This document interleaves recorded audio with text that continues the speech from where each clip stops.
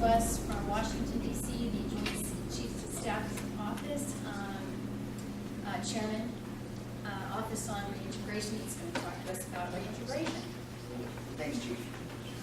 Hey, thank you for the opportunity to tell you a little bit about what my office does and my mission and my fear.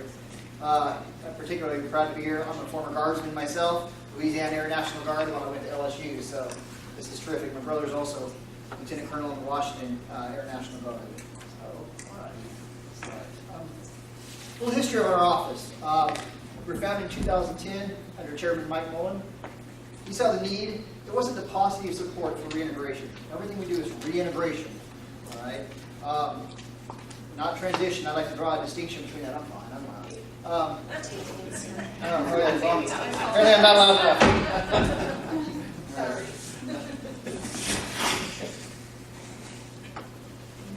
Okay. How's this, guys? All right? All right. Wasn't the paucity of support that Admiral Mullen saw out there? It was a bewildering array of, at the time, 47,000 veterans serving organizations. Okay. Private, public, not-for-profit, state, county. Some were good, some were bad.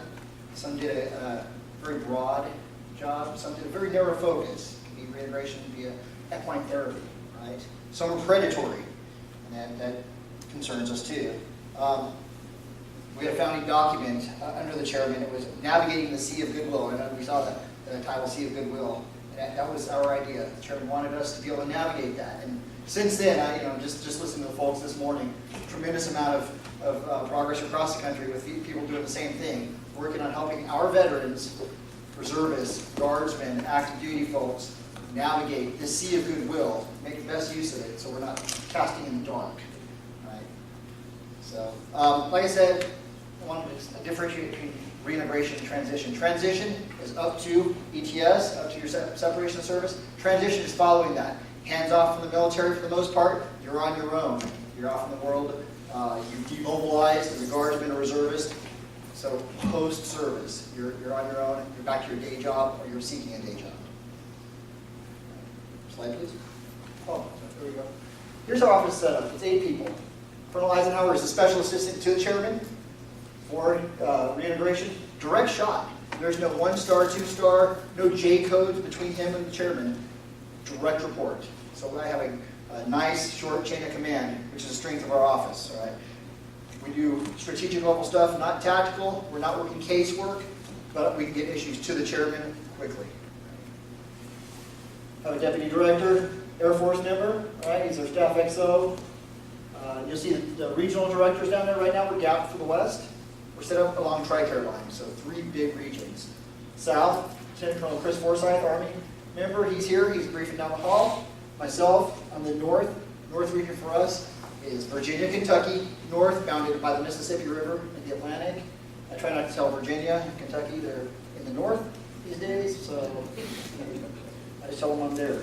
And we have a national director. He's a Marine Lieutenant Colonel, Brian Gilman.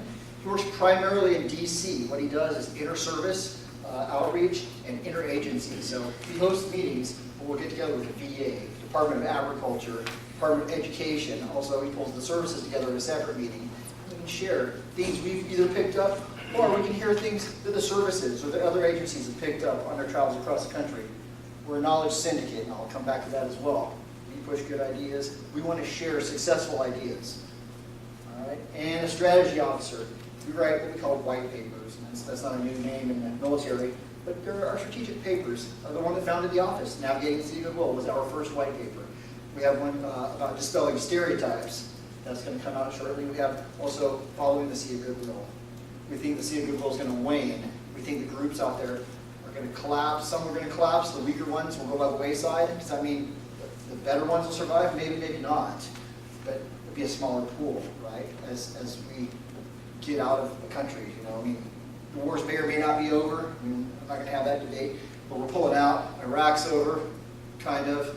So you can't fault the country for a waning interest. The wars have concluded, right? Everyone's gone back to the world. Everything's okay. Well, no, it's not. Reintegration is hard and is ongoing. There's still people reintegrating from the Vietnam War because they had a bad reintegration experience. They were reviled when they got home. They had apathetic at best public in many cases, right? So they had very poor reintegration. We see the effects of that ripple across society. Slide. And I told you how we were set up regionally, so that's kind of redundant. And our initiatives, inter-service, interagency. We have to have our finger on the pulse of the services and the other agencies working in this battle space. Okay. From a state and community level, when I travel as a regional, I'm going to capture state and local initiatives.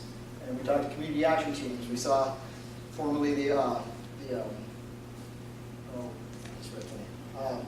Augusta Warrior Project, now we have a new name, but a community action team that's kind of spread beyond that. All right. And one of our initiatives, we want to affect the American public. We want to control the narrative. And I'm preaching to the choir here. You're all members of the military. You all work with us. All right. But we want to push a narrative out.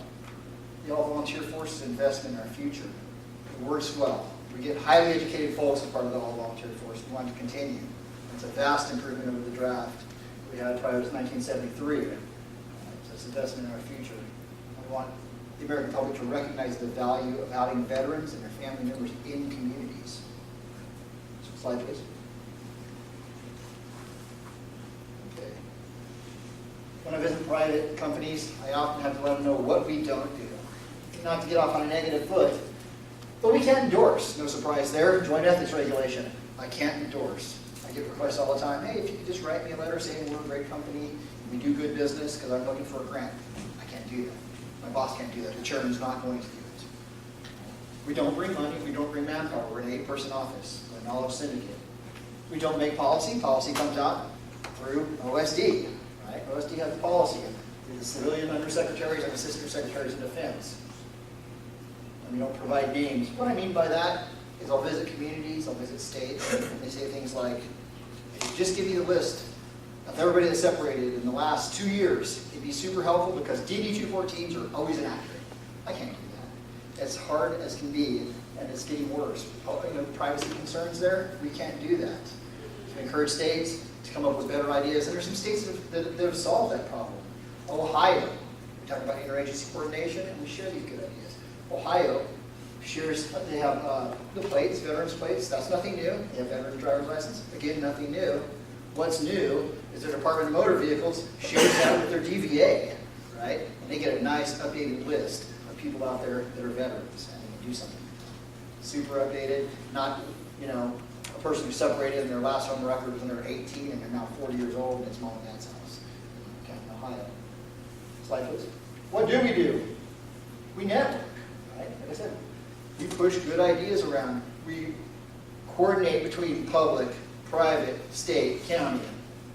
We collect and share these innovative solutions. I want people to know what Ohio is doing. I want people to know about Illinois joining forces, where they mustered all their forces together that are in the veteran database, and they work with them. And it's a coherent program. They conduct war handoffs.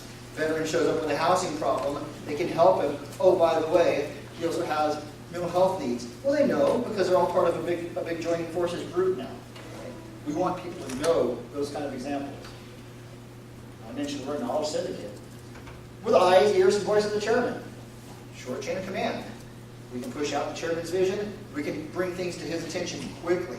I have cards. If anybody has something they think needs to get to the chairman or get to my office via the colonel to the chairman, I can help facilitate that. Right? I want to know good ideas, constructive criticism, any criticism, I need to know that. Where are we doing it wrong, where are we doing it right? Talked about disseminating info, speeches, visits, my visit here, white papers. And the white papers, not just aimed at the American public, they're aimed as much up the chain of command, the DOD. Right? We want people in the building, in the Pentagon, to know what's happening in reintegration. So often, we don't focus on reintegration until it's right in our face. I have 18 years in active duty service. The first time I thought about reintegration was I got in this office. Right before that, it's all mission all the time. Right? Skewed narrative. Like I mentioned, and you can see some of these headlines, it's going to build on itself. Negative headlines, things we see in the paper. Stories of woe.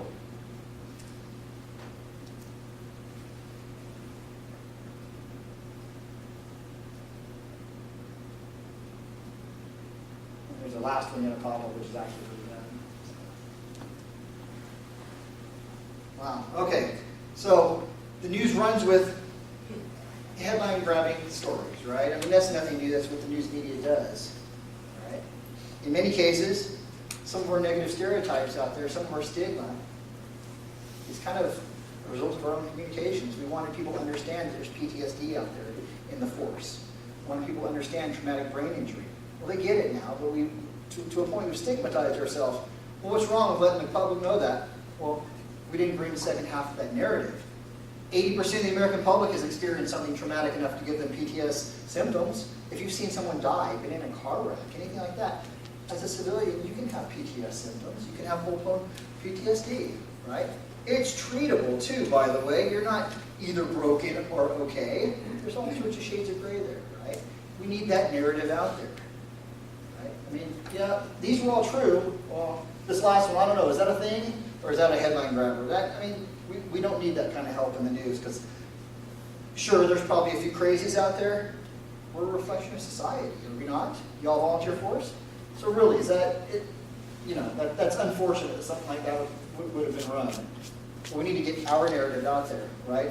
That we're positive members of society. You want us in your society. We're good citizens. We're taxpayers. We bring taxpayer-funded skills. We're good for business. It's not just a patriotic hire when you hire a veteran. You heard some folks talk about that today. We're good for business. We're good for the bottom line. We stay. We're more loyal. We show up to work on the weekends, on the hard hours, right? And that's the kind of stuff when I'm visiting and I visit a Fortune 500 company, I want them to know that.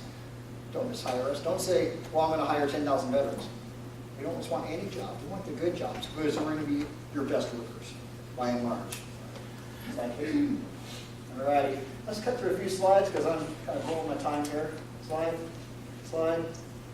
That's about TAP, and I know there's other folks going to talk about TAP as well. Veteran statistics, I mean, millions of veterans out there, right? Estimated 4.1 post 9/11 vets. In red, you'll see the unemployment rate. We're higher than the average, and that's unfortunate because, like I said, we bring taxpayer-funded skills. We bring life experience. We're good hires. Or should be lower than that. Slide, please. Reintegration, why is it hard? Well, we've seen this in the news, right? This is great. Reintegration, you're back from deployment, and it's over. Well, no, that's the beginning. That's not the end.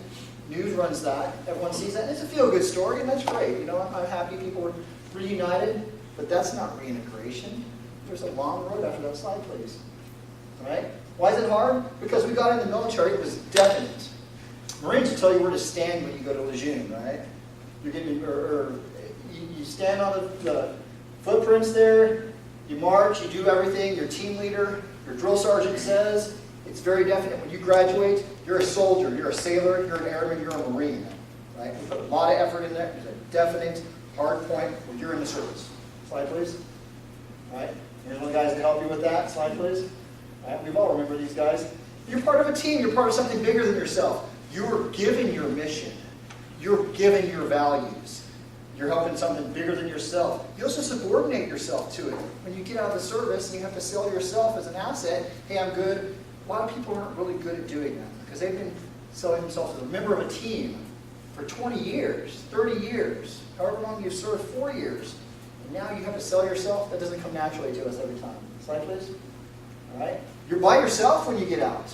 There's no more team leader. Now, we've talked about all the support things that have been in existence and are developing and continue to develop across the country. But still, by and large, it's you and it's your family. Right? Slide, please. You know, it's an open road. That open road's kind of daunting, right? I mean, there's a lot of pitfalls out there. Am I going to get a job? Where am I going to live? You know, I mean, it's pretty rough out there. Am I going to get health insurance? It's expensive. Slide, please. Right. Now you come up with your mission. You come up with your values. You come up with your priorities. No one's there to give them to you. It's hard, right? Slide, please. Why do we work on reintegration? It's return on investment. Like I said, the health of the all-volunteer force. People don't join because they see flashy commercials from recruiters with F-15s, although I like F-15s, used to be a mechanic. But they don't join for that. Why do they join? Because their aunt, their uncle, grandpa, somebody had a great story about being in the service, and it doesn't have to be all roses, but they got something out of it. It was something bigger than themselves, right? And now, if you have a tough time reintegrating, and they don't sell it as a good experience, and all you hear is something negative, well, then the question isn't, what service should I join? It's, should I bother to join? We don't need that. We need continued help with the all-volunteer force. Slide, please. All right. I chopped a little bit off in the interest of time. I can talk at length if anybody else wants to, and I brought cards. Please use me as a conduit for ideas, criticisms, anything. All right. Super short chain of command. Some quick questions? Do you ever kill a rodent reintegration program? We do. We do. That's Lieutenant Colonel Gilman that works with that as a national program director. Other questions? All right. Thank you so much for your time. I appreciate it.